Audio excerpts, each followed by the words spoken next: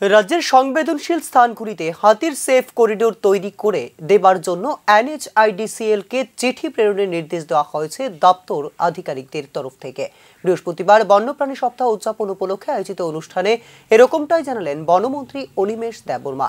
এদিন হাজামারার সুরেন্দ্রনগর ইংরেজি মাধ্যম বিদ্যালয়ে আয়োজিত রাজ্যভিত্তিক এই অনুষ্ঠানে সাংবাদিকদের এক প্রশ্নের উত্তরে বন দপ্তরে 194 জন ফরেস্ট গার্ড এবং 104 জন ফরেস্টার নিয়োগ করা হবে বলেও জানিয়েছেন বনমন্ত্রী অনিমেষ দেববর্মা।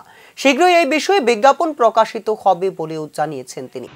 এবং আপনারা ইতিমধ্যেই দেখবেন যে অ্যাডভার্টাইজমেন্ট বেরোবে 194 জন ফরেস্ট গার্ড এবং 104 জন ফরেস্টার নিয়োগ হচ্ছে আমাদের ফরেস্ট প্রোটেকশন ইউনিটকে জোরদার করে।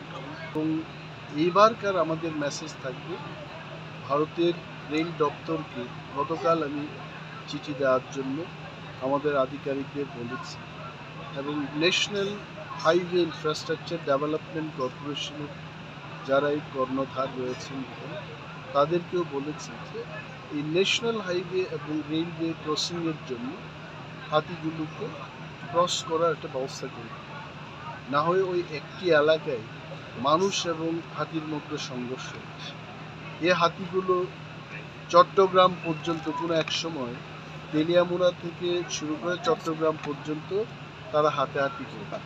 তো যখন আমাদের এখানে কাঁটা তারের বেড়াটা দেওয়া হলো হাতিগুলো যেতে পারছে, তারপরেও ত্রিপুরায় যতটুকু আমাদের বনের অংশ রয়েছে সেখানে যেন তারা চলাচল করতে পারে তার ব্যবস্থাটি গ্রহণ করা এবং মানুষকে সচেতন করা, আরও ছোটোখাটো প্রোগ্রাম করার জন্য ইতিমধ্যে